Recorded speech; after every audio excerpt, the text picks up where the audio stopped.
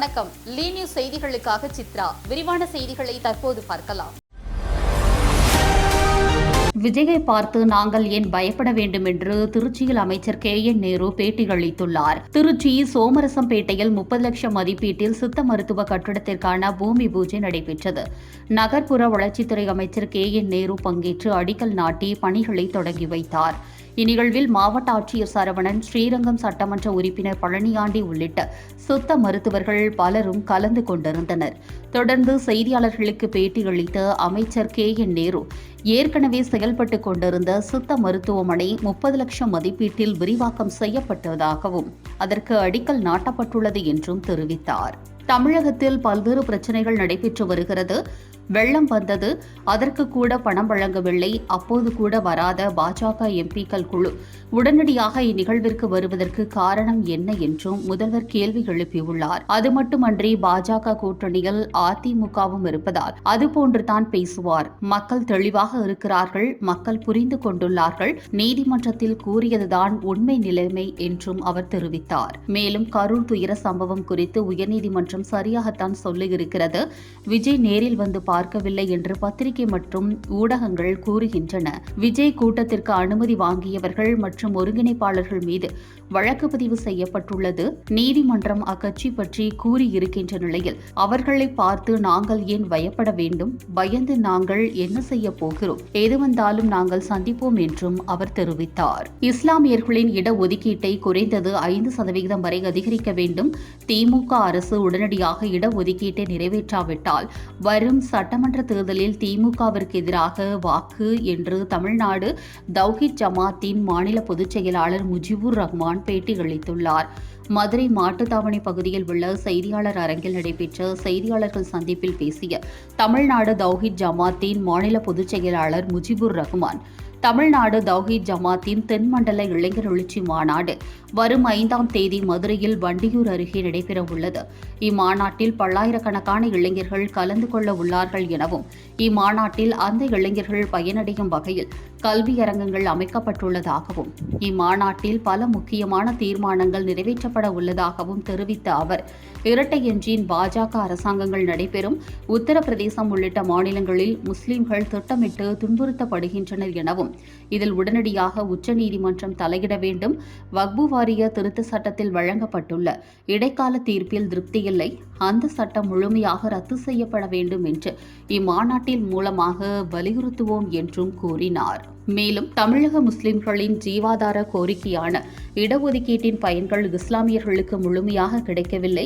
மேலும் இஸ்லாமியர்களின் மக்கள் தொகை சதவீதத்திற்கு நிகரான இடஒதுக்கீடு நடைமுறையில் இல்லை.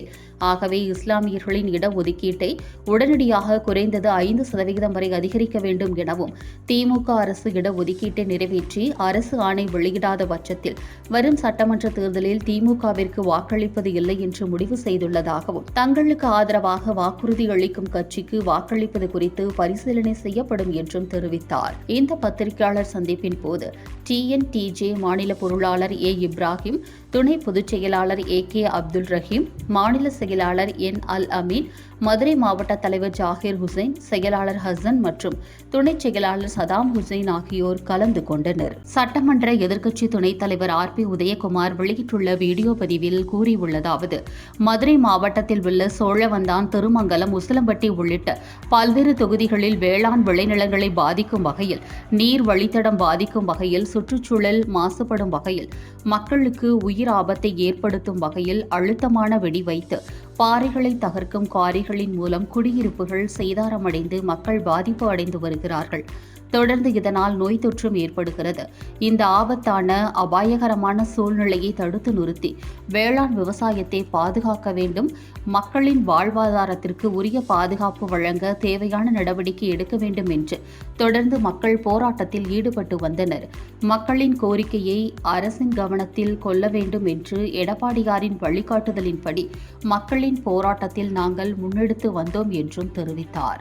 மேலும் மக்களால் நான், மக்களுக்காகவே நான் என்று வாழ்ந்த புரட்சி தலைவி அம்மா, புரட்சி தலைவர் ஆகியோரின் மறுவடிவமாக உள்ள எடப்பாடியார் தன்னையே அர்ப்பணித்து மக்களுக்காக ஒரு குடும்ப பிடியிலிருந்து தமிழகத்தை மீட்கவும், குடும்ப ஆதிக்கத்திலிருந்து அதிகாரிகளை மீட்கவும் எழுச்சி பயணத்தை மேற்கொண்டுள்ளார். அதேபோல மக்களுக்காக திட்டம்தான், திட்டங்களுக்காக மக்கள் அல்ல என்று தொடர்ந்து போராடி வருகிறார். அதேபோலத்தான் இந்த போராட்டக் களம் அமைந்துள்ளது என்றும், இதன் மூலம் மக்கள் போராட்டம் மாபெரும் வெற்றி அடைந்ததன் மூலம் மாவட்ட ஆட்சியர் அவர்களுக்கும் போராட்டத்தில் ஈடுபட்ட பொதுமக்கள், பத்திரிகை, ஊடக நண்பர்கள் அனைவருக்கும் எனது மனமார்ந்த நன்றியை தெரிவித்துக் கொள்கிறேன். தொடர்ந்து மக்களுக்காக நான் போராடுவேன் என்றும் தெரிவித்தார். 2026 பிப்ரவரிக்குள் மீனாட்சி அம்மன் கோவில் குடமுழுக்கு பணிகள் நிறைவடையும் என்று அமைச்சர் சேகர் பாபு தெரிவித்துள்ளார். வருகிற 2026ஆம் ஆண்டு பிப்ரவரி மாதத்திற்குள் மதுரை மீனாட்சி அம்மன் கோவில் குடமுழுக்கு பணிகள் அனைத்தும் நிறைவடையும் என்று இந்து சமய அறநிலையத்துறை அமைச்சர் சேகர் பாபு பேட்டியளித்துள்ளார். மதுரை அழகர் கோவில் சாலையில் அமைந்துள்ள தமிழ்நாடு ஹோட்டலில் உலக புகழ்பெற்ற மதுரை மீனாட்சி அம்மன் கோவில் குடமுழுக்கு பணிகள் குறித்து நடைபெற்ற ஆய்வுக் கூட்டத்தில் இந்து சமய அறநிலையத்துறை அமைச்சர் சேகர் பாபு கலந்து கொண்டார். பின்னர் செய்தியாளர்களை சந்தித்த அவர், கடந்த 4 ஆண்டுகளில் தமிழகத்தில் உள்ள 3707 கோவில்களுக்கு குடமுழுக்கு நடைபெற்றுள்ளது. குறிப்பாக பழனி, திருச்செந்தூர், திருப்பரங்குன்றம் முருகன் திருக்கோவில்களில் இந்த ஆட்சியில்தான் குடமுழுக்கு நடைபெற்றுள்ளது என்றும் தெரிவித்தார். மீனாட்சி அம்மன் திருக்கோவிலில் 186 பணிகள் நடைபெற்று வந்தன என்றும், இப்பணிகளில் மொத்த மதிப்பு 23 கோடியே 70 லட்சம் ரூபாய் ஆகும் என்றும், திருக்கோவில் நிதி மூலம் 8 கோடியே 90 லட்சம் ரூபாய் செலவீட்டில் 117 பணிகள் செய்யப்பட்டு வருகின்றன என்றும் தெரிவித்தார். வருகின்ற பிப்ரவரி மாதத்திற்குள் மீனாட்சி அம்மன் கோவிலுக்கான குடமுழுக்கு பணிகள் நிறைவு பெறும். வீர வசந்தராயர் மண்டபத்தை தவிர்த்து குடமுழுக்கு பணிகளை மேற்கொள்ளலாமா என்பது குறித்து கோவில் பட்டர்களிடம் ஆலோசனை மேற்கொண்டு வருகிறோம் என்றும், அவ்வாறு அவர்கள் ஒப்புதல் அளித்தார். வருகிற டிசம்பர் மாதத்திற்குள் குடமுழுக்கு பணிகள் நிறைவு பெறும். மதுரை மீனாட்சி அம்மன் கோவில் நிர்வாகத்திற்கு உட்பட்ட 18 உப கோவில்கள் உள்ளன. இவற்றில் 9 கோவில்களுக்கு ஏற்கனவே குடமுழுக்கு நடத்தி முடிக்கப்பட்டுள்ளது என்றும் அவர் தெரிவித்தார். இந்த பேட்டியின் போது வணிக வரித்துறை அமைச்சர் மூர்த்தி, மதுரை மாவட்ட ஆட்சியர் பிரவீன்குமார், மாநகராட்சி ஆணையாளர் சித்ரா விஜயன், மீனாட்சி கோவில் அறங்காவலர் குழு தலைவர் ருக்மணி தியாகராஜன் ஆகியோர் உடன் இருந்தனர். மதுரை தல்லாக்குளம் பெருமாள் கோவிலில் புரட்டாசி பெருந்திருவிழாவின் முக்கிய நிகழ்ச்சியான தெப்ப உற்சவம் சிறப்பாக நடைபெற்றது. பக்தர்கள் ஏராளமானோர் விழாவில் பங்கேற்று கோவிந்தா கோஷம் முழங்கிட சுவாமி தரிசனம் செய்தனர். மதுரை மாவட்டம் அழகர் கோவிலின் உபகோவிலான மதுரை தல்லாக்குளம் பிரசன்ன வெங்கடாச்சலபதி பெருமாள் திருக்கோவிலில் நடைபெறும் திருவிழாக்களில் மிக பிரசித்தி பெற்றது புரட்டாசி பெருந்திருவிழா. கடந்த 24ஆம் தேதி கொடியேற்றத்துடன் துவங்கியதை அடுத்து பெருமாள் பல்வேறு வாகனங்களில் எழுந்தருளியும் கிருஷ்ணர் அவதாரம், ராம அவதாரம், கஜேந்திர மோட்சம், ராஜாங்க சேவை, மோகனா அவதாரம் போன்ற அவதாரங்களில் காட்சியளித்தும் பக்தர்களுக்கு அருள் பாலித்தார். இந்நிலையில் திருவிழாவின் முக்கிய நிகழ்வான தெப்ப உற்சவம் இன்று நடைபெற்றது. இதனையொட்டி முன்னதாக கோவிலில் வெங்கடாச்சலபதி மற்றும் ஸ்ரீதேவி பூதேவி தாயாருக்கு சிறப்பு பூஜைகள் நடைபெற்றதைத் தொடர்ந்து தனது பரிவாரங்களுடன் மங்கள வாத்தியங்கள் முழங்கிட ஊர்வலமாக தெப்பம் வந்தடைந்தார். இதனையடுத்து நடைபெற்ற சிறப்பு பூஜைகளை தொடர்ந்து பெருமாள் தெப்பத்தில் எழுந்தருளினார். பெருமாள் ஸ்ரீதேவி பூதேவியோடு தெப்ப குளத்தை வலம் வந்த காட்சியை பக்தர்கள் ஏராளமானோர் கண்டு களிக்க, நூற்றுக்கணக்கான பக்தர்கள் கோவிந்தா கோவிந்தா என்று இறைவன் திருநாமத்தை உச்சரித்தவாறே பெருமாள் பல்லக்கின் பின்னே அணிவகுத்து வந்தனர். தொடர்ந்து நாளை உற்சவ சாந்தியுடன் பிரசன்ன வெங்கடாச்சலபதியின் புரட்டாசி பெருந்திருவிழா நிறைவு பெறுகிறது. திருச்சி அருகே டூரிஸ்ட் வேன் கவிழ்ந்து 9 பேர் காயமடைந்தவர்களை மீட்ட காவல்துறையினர். கர்நாடகா மாநிலம் பெங்களூருவிலிருந்து ஸ்ரீரங்கம், தஞ்சாவூர், கும்பகோணம், மதுரை, ராமேஸ்வரம், தனுஷ்கோடி, கன்னியாகுமரி மற்றும் கேரளா உள்ளிட்ட பகுதிகளுக்கு 7 நாட்கள் ஆன்மீக சுற்றுப்பயணம் செல்வதற்காக வேனில் புறப்பட்டு வந்துள்ளனர். அந்த வேனில் பெங்களூரு பகுதியைச் சேர்ந்த 5 பெண்கள், ஒரு சிறுவன், 15 ஆண்கள் மற்றும் டிரைவர் உள்ளிட்ட 22 பேர் பயணம் செய்துள்ளனர்.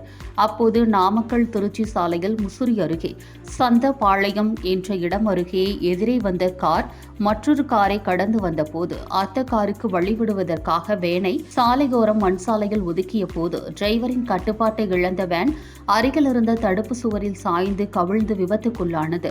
இதுபற்றி தகவல் அறிந்து சம்பவ இடத்திற்கு விரைந்து வந்த முசிறி தீயணைப்பு மற்றும் மீட்பு படையினர் மற்றும் போலீசார் வேன் கண்ணாடிகளை உடைத்து வேனில் பயணித்து வந்தவர்களை மீட்டனர்.